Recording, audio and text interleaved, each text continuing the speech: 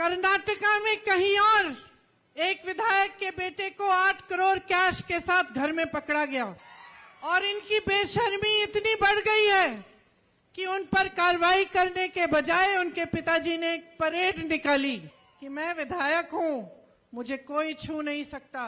तो देखा दोस्तों आपने प्रियंका गांधी ने क्या कहा। सीधे सीधे उन्होंने आरोप लगाया है कि कर्नाटका की सरकार जो पिछले 3.5 साल से वहां पर शासन कर रही है, उसने इस दौरान तकरीबन 1.5 लाख करोड़ रुपए भ्रष्टाचार के जरिए कमाए हैं। आपको बता दूं कि कर्नाटका में 10 मई को चुनाव होने हैं और इसी सिलसिले में राहुल गांधी और प्रियंका गांधी दोनों कर्नाटका के दौरे पर हैं। हालांकि अगर प्रियंका गांधी की बात करें तो उत्तर प्रदेश में भी नगर निकाय के चुनाव हो रहे हैं। आज पहले चरण का मतदान खत्म हुआ है, लेकिन इस पूरे चुनाव में प्रियंका गांधी जो कि उत्तर प्रदेश की कांग्रेस की प्रभारी हैं और महासचिव हैं, राष्ट्रीय महासचिव भी हैं, लेकिन एक बार भी वो उत्तर प्रदेश नहीं आई और फिलहाल उनका पूरा फोकस जो है इस समय कर्नाटक पर है। तो कर्नाटक के चित्रदुर्गा में ये रैली कर रही थी वो, और यहाँ पर इन्होंने ये आरोप लगाए भारतीय जनता पार्टी की सरकार पर कि उसने 1.5 लाख करोड़ रुपए कमाए हैं, जिससे दर्जनों हॉस्पिटल खुल सकते थे, सैकड़ों मॉडर्न क्लासेस खुल सकते थे बच्चों के लिए, लेकिन इस सरकार ने जनता की भलाई के लिए कोई काम नहीं किया है। और साथ ही साथ उन्होंने अपील की वहाँ की जनता से कि आप जो है अपना वोट सोच समझ कर दें और ऐसी सरकार को दें जो आपके लिए सोचे, आपके लिए काम करे।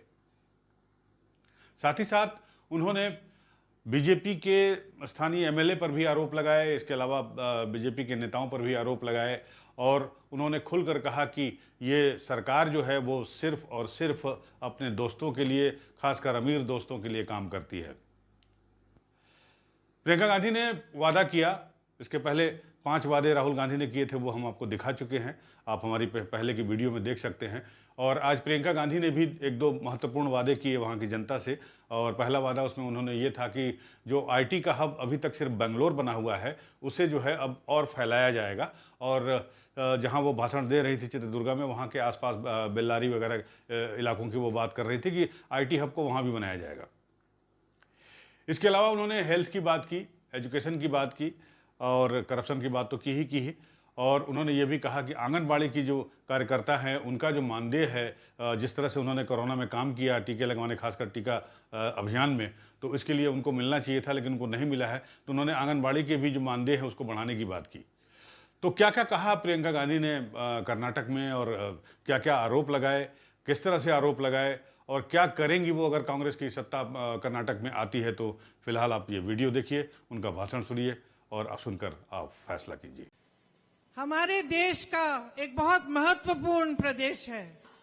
आपकी मजबूती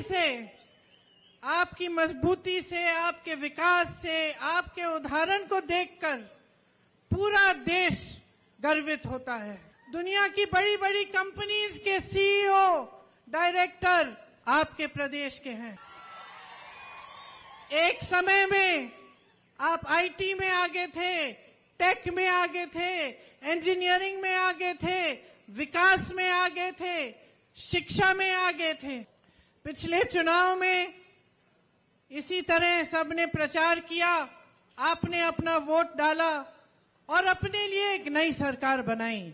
कुछ ही समय बाद उस सरकार को पैसों के बल से, सत्ता के बल से तोड़ा गया और आज की जो बीजेपी की सरकार है वो 3.5 सालों से आपके प्रदेश में बनी। और जब भी प्रदेश में या देश में एक नई सरकार बनती है तो अपनी पहचान बना देती है।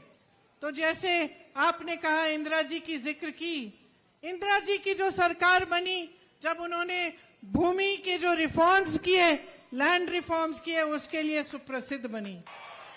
राजीव गांधी की सरकार देश को आधुनिक दौर में ले जाने के लिए, टेक्निक में, आईटी में आगे बढ़ाने के लिए मशहूर हुई। आज कुछ प्रदेशों में कांग्रेस की सरकारें हैं, राजस्थान में है, हिमाचल में है, छत्तीसगढ़ में है, तो वहां भी उनकी अलग अलग पहचान बनी। छत्तीसगढ़ में जिस तरह से किसानों के कर्ज माफ किए गए हैं, उनकी पहचान इसी से बन रही है। तो क्या ये दुख की बात नहीं है और ये शर्म की बात नहीं है कि जो कर्नाटका प्रदेश की बीजेपी सरकार है वो 40% सरकारा के नाम से प्रसिद्ध हुई है। और ये नाम किसी दूसरी पार्टी ने नहीं दिया, ये प्रदेश के कॉन्ट्रैक्टर्स ने दिया।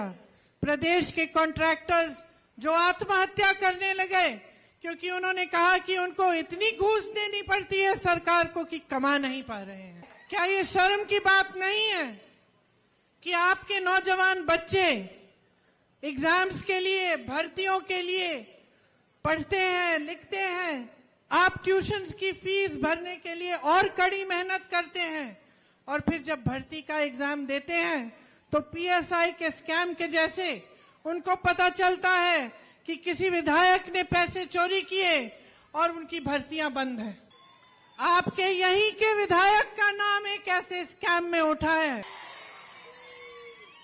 कर्नाटका में कहीं और एक विधायक के बेटे को 8 करोड़ कैश के साथ घर में पकड़ा गया, और इनकी बेशर्मी इतनी बढ़ गई है कि उन पर कार्रवाई करने के बजाय उनके पिताजी ने एक परेड निकाली कि मैं विधायक हूं, मुझे कोई छू नहीं सकता, मेरे बेटे लूट करें, चोरी करें, कुछ भी करें, आप मुझे छू नहीं सकते। कि भ्रष्टाचार से जो संपत्ति चोरी होती है, जो लोगों के महलों में, गाड़ियों में, उनके जीवन में जा रही है नेताओं के, वो आपकी संपत्ति है। आप सोचिए, आप महंगाई से जूझ रही हैं। आजकल सिलेंडर 1100 से 1200 रुपए तक आ गया है। आप उसको ही खरीद नहीं सकती, भरवा नहीं सकती।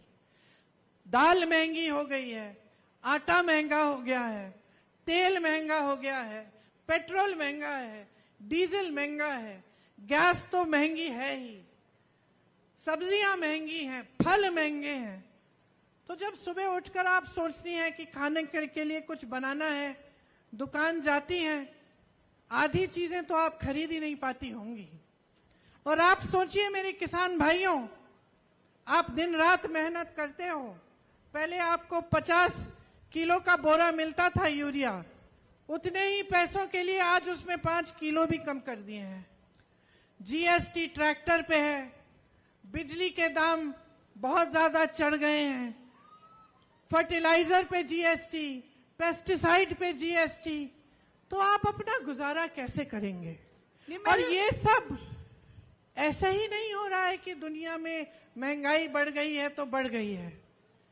ये आपके साथ इसलिए हो रहा है क्योंकि एक भ्रष्ट सरकार भ्रष्ट नीतियां बना रही है, और उनकी नीतियों में आपका हित नहीं है। आपको मालूम होगा कि इस सरकार ने 1.5 लाख करोड़ रुपए लूटे हैं कर्नाटका से। इस सरकार ने 2.5 लाख पद खाली रखे हैं। इससे बड़ी शर्म की बात यह है, चलो खाली रख लिए पद, आपने दी नहीं नौकरियां, लेकिन आप तो पोस्ट के लिए आपने रेट फिक्स कर ली है। भूमिहीन मजदूरों और बटाईदार किसानों के लिए एक विकास बोर्ड बनाया जाएगा जिसमें 500 करोड़ रुपए का फंड होगा आपकी मदद के लिए। अपना वोट सोच समझ के दो, सारी बातों को समझो। कांग्रेस क्या कह रही है, बीजेपी क्या कह रही है, कांग्रेस ने अपने प्रदेशों में क्या किया, बीजेपी ने 3.5 सालों से यहां आपके लिए क्या किया, आगे की क्या योजना बता रहे हैं, पीछे क्या करके दिखाया है, और सोच समझकर एक ऐसी मजबूत सरकार बनाओ जो कोई नहीं तोड़ पाए। तो देखा आपने ये वीडियो, प्रियंका गांधी ने क्या कहा, किस तरह से उन्होंने जो है कर्नाटक में एक अभियान छेड़ रखा है, वो और राहुल गांधी दोनों मिलके। तो 10 मई को चुनाव होंगे, यानी मतदान होंगे कर्नाटक में, और तब तक हम आपको दिखाते रहेंगे कर्नाटक में जो बीजेपी के बड़े नेता हैं या कांग्रेस के बड़े नेता हैं वो क्या कह रहे हैं, जनता से क्या वादे कर रहे हैं, किसको कितनी उम्मीदें हैं जनता से। ये सारी अपडेट्स हम आप तक पहुंचाते रहेंगे। आप देखते रहिए हमारा यूपी न्यूज़ चैनल, इसे लाइक करिए, सब्सक्राइब करिए। Thank you.